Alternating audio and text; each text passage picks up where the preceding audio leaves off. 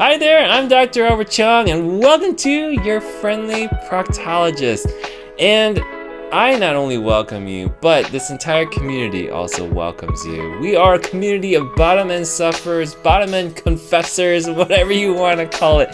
You are not alone, my friend. And I want to talk to you today about constipation, and more importantly, I want to give you strategies to help you deal with it, because everybody poops and everybody gets constipation no matter what. I mean, I don't care what part of the earth you're from or how old you are. We all get constipated. We all get a little bit backed up.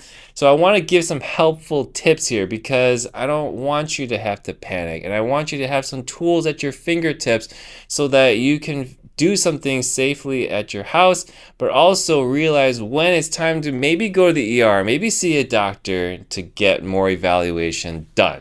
I have to put a disclaimer on these videos because I haven't seen you, and of course if you're taking any of these advice or suggestions, you do so at your own risk, right? Because I don't know your medical condition. If I saw you in the office, I can make a very good recommendations, but again, these are just some very common strategies you many times using over-the-counter medications and supplements. So please see your doctor. Definitely be safe out there. So the first key that you always must remember is try not to get constipated in the first place. It's not possible. Life is not perfect. We're gonna get constipated. But my point is, if we can develop that routine to have soft stools every day, whether it's a stool softener, whether it's fiber in our diet, whatever, what have you, maybe it's prunes, whatever it is, build that into your schedule every day so that no matter the fluxes in life, things are much better and you can avoid these incidents in the first place. The second key tip here is do something early. Don't wait till things get worse. Try to take action early, all right? What are some of the simple things? Well, there's things that you don't have to take medications for, like using a squatty potty, like putting on some relaxing music, right? Making sure the house is cleared out, no one's in the bathroom, and you can do your business in peace. Another thing is just pooping in the tub. Maybe it's a stress factor and your anus is just a little bit closed up and tightened up because of what you're going through. Some people, because the bathtub can be very soothing and relaxing, that hole opens up and then you can actually poop a bit easier.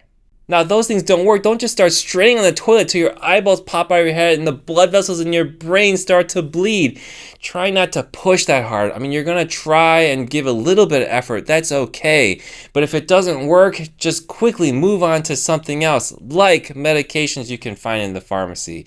These are the laxatives. And so when I get constipated and I get fissures or I get hemorrhoid attacks, one thing I like to do is a sitz bath at least once a day. You know, I'll come back home and I'm gonna relax and I'm gonna put some Revival XR in it. And this is an awesome supplement because it has at least 20 ingredients, including the Epsom salts, like lemon oil, frankincense, lavender oil, and etc. You just put several tablespoons or however much you want, and what's great about it is that the scent is very, very little, and I like it because the oils coat my body. It's extremely therapeutic, and I highly recommend this to you. You can get it on Amazon. They've got a coupon that they're allowing us to use to get that discount for affordable care. I highly recommend you give this a shot and see what the results can be to get on your best foot forward faster. The first laxative I'll share with you is Docalax, and Docalax is a pill or a suppository form, and you can try either one of those. So pills, follow the directions on the back of the box, but 1 or 2 pills can be a great start for you. The next one is Bisacodyl, same type of agent. This is most commonly in the suppository form, but if they have a pill version in your pharmacy, go ahead and it does the same thing. Other medications you could take by mouth are Miralax. I've discussed this many times. This is a powder form of laxative that you can mix in a cup and to make yourself go poop. Other one is magnesium citrate, another very popular powder laxative that you can mix in any drink and take that to make yourself poop. What about another one is enemas. You can put this inside your bottom end. Most of these have medications like phosphates in them, and what they do is try to entice or encourage your colon to contract and therefore make you poop out the water that you put in plus whatever poop is in there. And the enema has water in it, right? So it's going to soften the poop, turn that brick into something you can easily pass through a smaller hole. So now let's say you're taking some of these medications, you're sitting there waiting around, you're thinking, Dr. Chung, when am I going to know if these medications are working or not? I mean, I'm not going to wait a week for this, but is 3 hours okay? Is 6 hours? And I'll tell you, it's a very difficult question to ask because many of these medications don't work the same for everyone. They may be a little bit slower or a little bit faster, but I think 3 to 4 hours is a decent amount of time to wait for some of these medications to work. Sometimes for some people, 6 to 7 hours is okay. I'll tell you some warning signs that definitely make it more dangerous or more concerning is that the pain is still climbing or gets worse after you take the medications. Your belly starts to grow on you and really starts to bloat on you.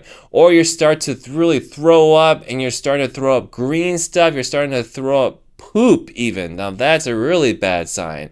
That definitely requires medical attention and you should definitely go to the ER right away. Okay, so let's talk about another situation. You've taken several of these tablets, like several Docalex tablets, right? It's been 8 hours. Maybe it's the next morning and you still haven't pooped yet. And your pain hasn't gotten significantly worse. Your bloating isn't really worse, but you still feel like, oh, there's so much poop in there. I'm really having a tough time.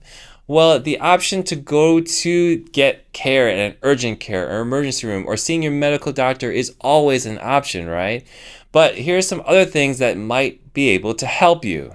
And what is that thing that's going to help you? Is your magic finger. And I've done a couple videos on using your finger for several things on your bottom end. And you might think that I have some fetish. I promise you I don't, okay? This is just a really, really good instrument, a tool to use for our bodies. It's a very soft instrument as well and gentle.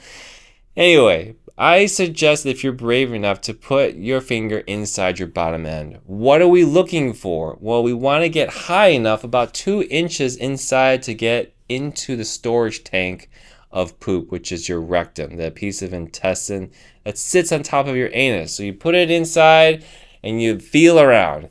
What are you feeling for? You're feeling for poop, okay? If you feel poop in there, that's good. We're going to deal with that in a second. Another issue is you don't feel any poop. You just feel a bunch of gas. So, okay, maybe you got a fart. Try farting. If no fart comes out and you put your finger back in and there's like nothing in there at all, okay, that might be a worrisome sign actually. That means your poop, that feeling of constipation, may be coming from another blockage in your intestines somewhere else above your rectum, okay? And that you should definitely go to see your physician or definitely even consider going to the emergency room at that point. What I'm suggesting here is an intestinal obstruction, okay? And that means that there's somebody stepping on your hose or something, your hose is, your intestine, your hose, is twisted or kinked off, and that can be a life-threatening condition. So if you've got no poop below, that means your poop might be stuck in the train ride somewhere earlier on, and definitely seek help. So now let's deal with the situation that you have poop that you feel inside your rectum, okay? I suggest we do some things here. A combination of using enemas, and you don't have to buy the store-bought ones with the phosphates. Just use tap water. You don't have to use any sterile water. Just fill it up from your bathtub or from your sink. Fill up that little syringe and use it like an enema. Give yourself an enema every hour, okay? And it's going to be a messy process. It's going to be time consuming. But what we're doing here is trying to soften the poop, get the poop to absorb the water and turn it into mush that you can more easily pass through, okay? Once you do that, you maybe find that you relieve the blockage and the constipation's all resolved. Then congratulations, you've solved the problem. But if you haven't, or if the process is not happening fast enough, then what I would suggest is actually start scooping out some of the poop with your finger. If you have a family member, a significant other, or someone that can help you scoop some out, you can also do that a finger at a time, okay? Now with this technique, it's called disimpaction. of Stool. It's not glamorous. It smells. Be prepared. Get all the towels and the mats out that are disposable that you're going to use. But is this safe to do? And I say with gentle, soft hands and with you telling the person if it hurts or not, this can be a safe procedure. You know, there are people that scoop out their own poop every single day because they cannot poop, okay? And so I am not trying to teach you a lethal, life-threatening technique here, okay? There are people that do it all the time. And if you're safe about it, you use a glove, you don't have any sharp objects in there, and you're very gentle and slow about it, and this can be a very effective one, especially if you're in this situation where you can't get that poop out and really your last option is to go to the emergency room, wait for 12 hours only to have somebody else scoop your poop out. So what are some danger signs with this or reasons to stop doing this and go get medical attention? Well, as I said before, if the pain in your belly keeps going up and becomes really, really bad, definitely stop what you're doing and get help. If your belly keeps growing on you and that creates a lot more pain, definitely also go get help. Another thing is if you're getting blood coming out of your bottom end, that is another reason to get help and go see someone. The trouble is that you're not going to be able to know where that blood is coming from. Sure, it could be a hemorrhoid, and that may not be an emergent reason, but if it's not your hemorrhoid and coming from the rectum inside, maybe something happened as you were scooping things out, or there's another bleeding problem in your intestines that we don't know about. Either way, it's gonna be a reason for you to get help. So if you've done a lot of these tips like the medications, the enemas, the finger technique, and still nothing happens, please go get help. Please don't wait longer and see if things are gonna get better. Your pain is bad, your belly is bloated, you're super uncomfortable. It's just not worth it, okay? Because there may be some other condition that's preventing you from going poop. And I want to put this video out there to increase your knowledge, but this is not meant to be a self-help guide. Now, for sure, when you go to the ER doctors will probably be going through a very similar type of thinking process that I presented to you here, but being in the setting of a medical care center where people are giving you IV fluids and all these medications to help you, way different context, way safer than you being at home by yourself with your family, okay, in this type of situation. And so I hope for the whole world and everybody who lives in it and everybody to be born into it to never feel this dreaded feeling of constipation. Of course, it's being a little bit hopeful, but I hope that this video was helpful for you to gain some understanding and maybe plan a little bit better for your future constipation episodes is really the point here. But most of all, be safe, please. And then, of course, after you've gone through your constipation struggle, please don't ever forget Revival XR with the sitz baths. Your bottom end is definitely going to need some TLC.